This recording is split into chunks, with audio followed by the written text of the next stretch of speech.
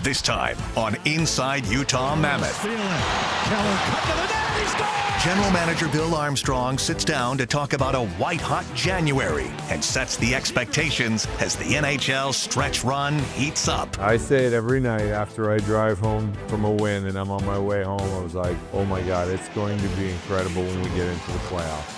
It is going to be at a new level. Defenseman Nick DeSimone takes us on his ride to practice, sharing his life in the NHL and the journey to Utah. I don't know, it's just kind of how I was raised that, you don't quit on things and kind of just put your head down and work and things will work itself out. Definitely a huge credit to my parents. And every goal in the NHL is sweet, but which goalies make scoring feel just a little sweeter? After the game, it was hard to sleep. Put it that way. But I never scored on him in an actual game. Does that count? I scored on him in practice. If you ever score on him again, I swear to God, I'm not talking to you ever again. We've got all that and more next on Inside Utah Mammoth.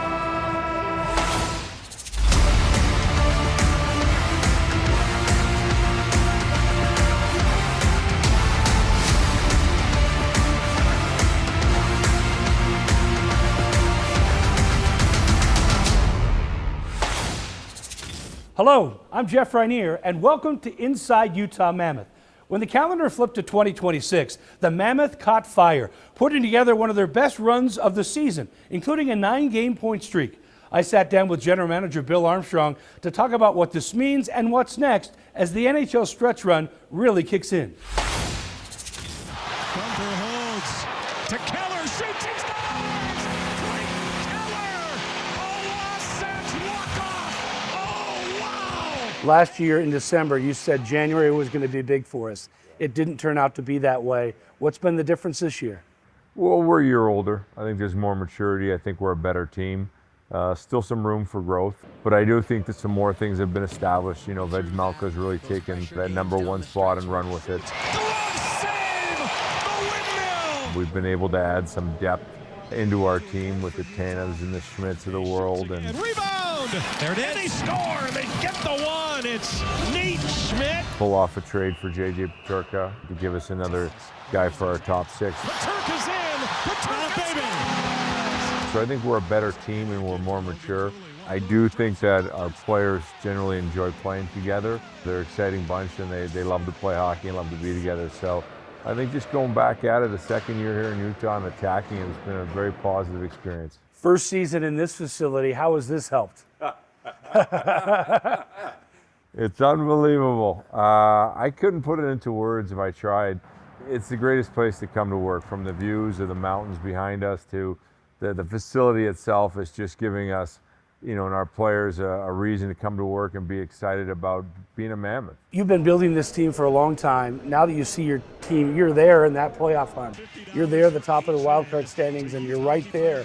I mean, how does that feel to be there right now at this point of the season? Well, it gives you a little bit of momentum. You never know if you're going to be in and out by 1 point every night in the NHL. So I think it does, help when you're in, and it kind of shows the team that if you continue to play this way, you have a chance to become a playoff team. It's a long, hard road in the NHL. There's a lot of hockey to play, so you can't get too excited. But I said at the start of the year, if we'd be in here at this point after getting through that hard schedule and we'd be in a playoff spot, we'd be in a good spot, and I feel that today. The buzz was just in the air. Exciting for the club just to have a little bit of success, and confidence comes from a source, and our source is every day coming to work and just not getting too high or too low and staying with the process. We do that, we're in good shape. Oh, that's a backhand bonanza.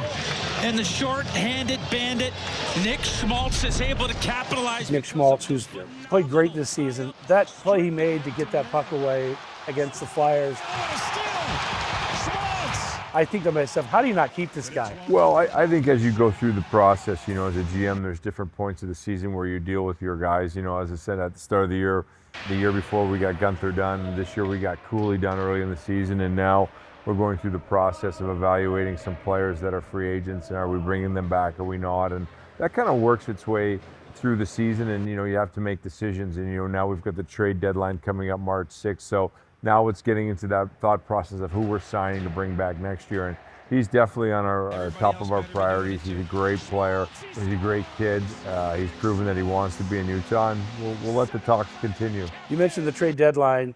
You're a guy that usually makes moves in the summertime. The trade deadline's coming up, and people always can point out what pieces you might need to help this team. Are you more into like the instant success or the long-term gains? We've always been focused on long-term games, and rentals are not really part of our team unless it's a need that might come up at the end. But for the most part, we really plan, anywhere from 3 to 5 years out, where we think we're going to have these championship windows. Doesn't mean we can't be a great team now. It doesn't mean we can't make runs now. But we're always planning for the future, and we've always looked long-term and had that thought process. But like I said, our best team that we're going to have, it's in the future for us. I don't think I've ever seen so much young talent assembled together. How important is that to have players in the Olympics? How important is it to the organization and to those that are playing in it? Well, you hold your breath as a GM just for injury purposes with some of your top players going over there. But I also feel there's a goodness that comes from it where they're going to be around some really great leaders, some really great players. They're going to learn a little bit of how to play with those great players under huge amounts of pressure in the Olympics, and they're going to grow and they're going to come back better hockey players for our club. So it's a win-win on our side, and they're fighting for their country. The ultimate is to win a gold medal for your country and come back and let that help our team win a championship at some point. They're gaining experience in high pressure situations. So I love that for our guys to go through that, and I do believe in the end it makes us a better team here.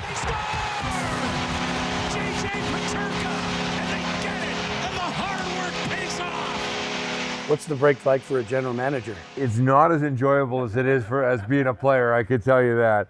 We at the end of the break, we have the trade deadline. So there'll be a lot of preparation, there'll be a lot of jockeying, there'll be a lot of absorbing information and trying to make some moves behind the scenes.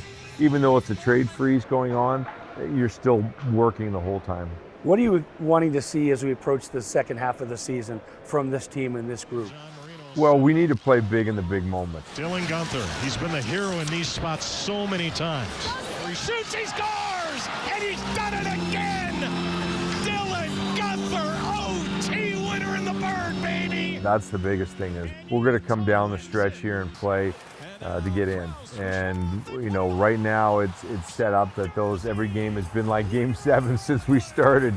So I want to see our team be at its best. I want to see our team every day come in and get better and just get better and better and be playing our best hockey when we start the playoffs. This was the toughest test the Utah Mammoth have faced all season, and all they did was rise to the occasion. The atmosphere at Delta Center is always great, but that Flyers game was insane. Could you imagine a playoff game in Salt Lake City? What would that mean and what would that be like? I say it every night after I drive home from a win and I'm on my way home. I was like, oh my God, it's going to be incredible when we get into the playoffs. It is going to be at a new level.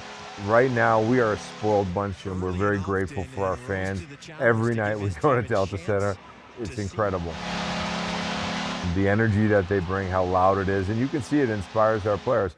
Just remember this, our players went from playing in front of 4,500 people of the other teams, and now we're in front of our fans, 16 plus a night, and it's incredible. And we never take that for granted. Thanks to Bill Armstrong for his time. It's always great catching up with the GM, and we can't wait for the rest of the season. Next on Inside Utah Mammoth, we hopped a ride with defenseman Nick DeSimone on his way to practice to talk about life in Utah. A lot has happened in the last year, but I feel like I'm used to that, just kind of being in this life, and ever since now my wife has been a part of it, I think she's kind of getting used to it as well.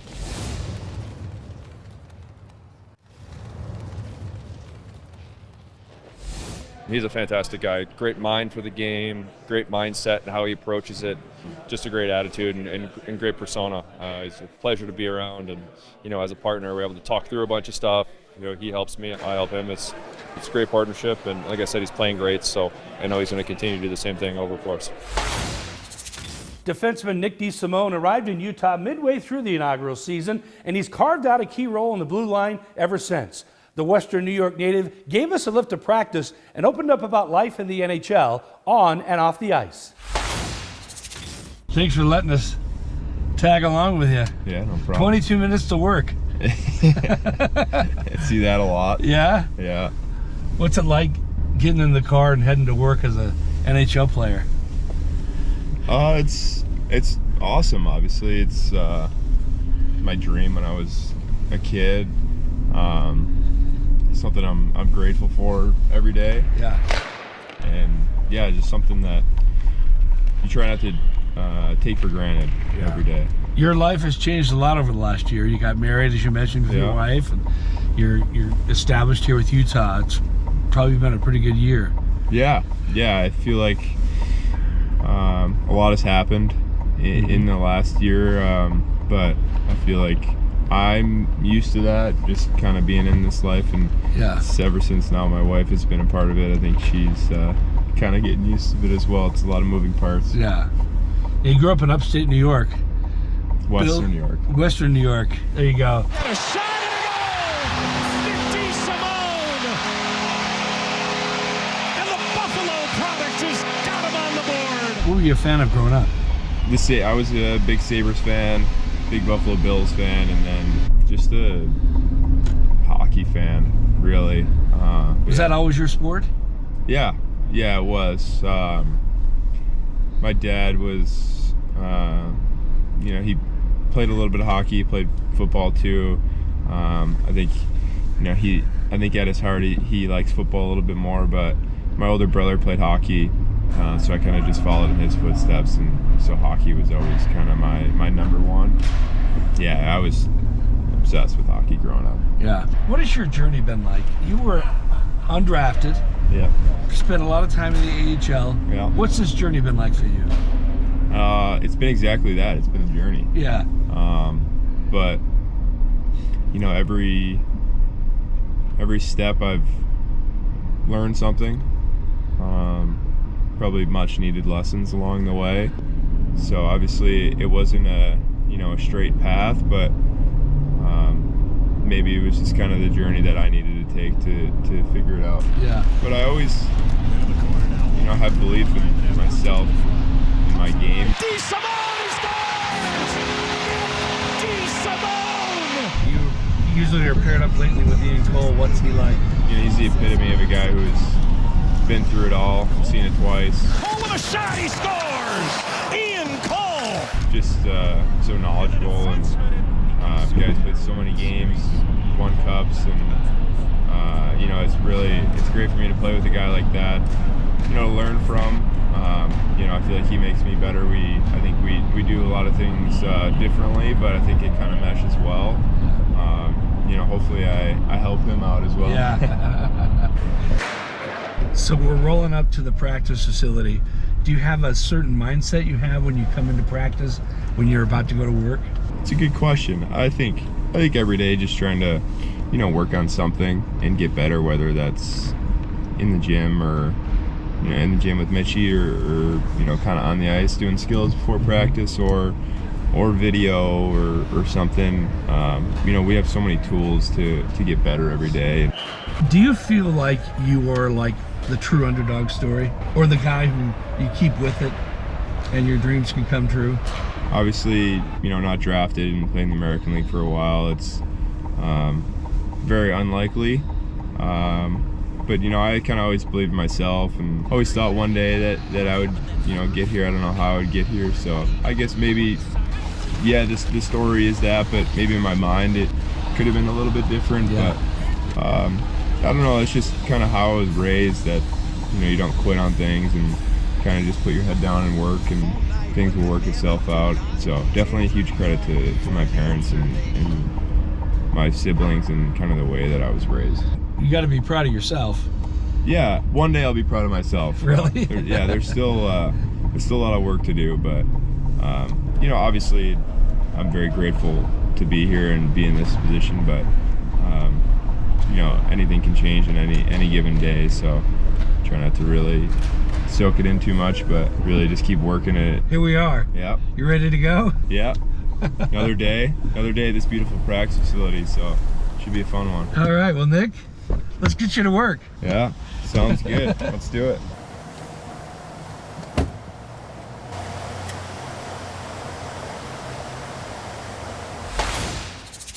I forgot to offer gas money, so thank you, DeSimone, for sharing your time. Scoring a goal in the NHL is always a thrill, but which goalies make that celebration just that much sweeter? That's next on Inside Utah Mammoth. Favorite goalie that I've ever scored on?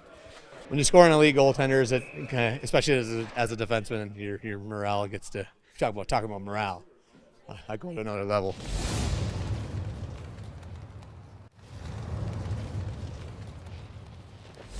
There's nothing like it, scoring a goal in the National Hockey League. So Andrea Urban asked the Utah Mammoth, who's your favorite goalie that you've scored on? Who is your favorite goalie that you've ever scored on? Oh, that actually makes me think a bit. I don't know, to be honest. Favorite goalie that I've ever scored on? Maybe Marc-Andre Fleury. When you just take the puck right to the net, good things are going to happen. I think he's a legend in the game, obviously. He's a guy I watched growing up and stuff. I watched a lot of Pittsburgh hockey, so being able to score on him was pretty cool. Fleury, maybe? Yeah. And where does Keller go? Right to the net front and gets the reward. Just legend of the game. Grew up watching him. The yellow pads, the whole thing. So I'd probably say him. Marc-Andre Fleury. But I never scored on him in an actual game. Does that count? I scored on him in practice. I did score a goal on Carey Price. That was pretty cool, as in, like, you know, maybe the most talented. I have scored on Marc-Andre Fleury quite a few times too, and that was actually, I would say that's probably my favorite. Fleury just can't recover in time as Ian Cole will tie this up with his second of the season. So I played with him in Pittsburgh, and then like the year after he got traded, I just happened to kind of by chance, we played against him 3 times, I scored 3 goals on him. He scores! Ian Cole! 1 goal every game. Here is Cole. Scores! Ian Cole! That's his 3rd goal this season against Fleury, his former teammate. I saw his wife after, and she's amazing, great lady. And she came up to me and she's like, if you ever score on him again, I swear I'm not talking to you ever again. I think guys who have won cups, and I grew up kind of watching. He's looking to get it to Cooley. It goes right off the stick of Zach Bogosian and right between the legs of Marc-Andre Fleury. You saw the goaltender's reaction. Fleury, they were kind of greasy goals, though. They weren't like nice goals. Not one of the prettier goals he's going to score, but at the end of the day, they only ask not how, they ask how many. He'd be the guy. Shot, save, Vasilevsky, rebound, score! Nate Schmidt tips it home! Last year, the playoffs against Vasilevsky's pretty good. Now it's Nate Schmidt moving it and shooting, score! Nate Schmidt again! Nate Schmidt, he's got a huge pair of goals here tonight. When you score on elite goaltenders, especially as a defenseman, your morale gets to talking about morale. I go to another level. Probably Vasilevsky. And he beats Vasilevsky high. This goes up over the glove. It's a great shot. I haven't scored on my German countryman yet, sadly, so I got to go with Vasilevsky. Sergachev, who's got a bomb of a shot. It doesn't take much of a wind-up for him to get it there. He ripped that one. Probably Sergei Bobrovsky. 9th game for Tampa. I scored 2 goals on him. It was obviously big. Second of the night, Sergachev with a wrist shot that beats Bobrovsky. I play with him, and he's a really good goalie. Very easy. Through the defenseman Gudis, through the pads of Bobrovsky. Oh, wow. I scored many goals. Back to DeSimone, he scores! Nick DeSimone with his first goal as a Devil. I scored on Veggie, so I'll take that one. Halak, because it was my first ever goal in the NHL. A little bit of a spinorama around McAvoy and shelves it over the glove of Halak for his first National Hockey League goal. What a special moment for him. My first goal was on Miller in Vancouver. Deflection, score! The first NHL goal for Liam O'Brien. That was just a special moment all around, so I was definitely riding a high. O'Brien's got a keepsake to put on the mantle back home. After the game, it was hard to sleep. Your whole life as a kid, you dream about being able to say, like, play in the NHL, and then it's like another one's like, score a goal in the NHL. Great stuff from Andrea, and the more you know about each goal scored, the better it gets. Next, the team hosted a special day for hockey's next generation of fans during January's game against the Seattle Kraken. That's next on Inside Utah Mammoth. How much effort you guys put it in to do this. I think it's amazing. He was all in on this opportunity that the Utah Mammoth gave him to be a part of the next gen game, and it was just so awesome to have him.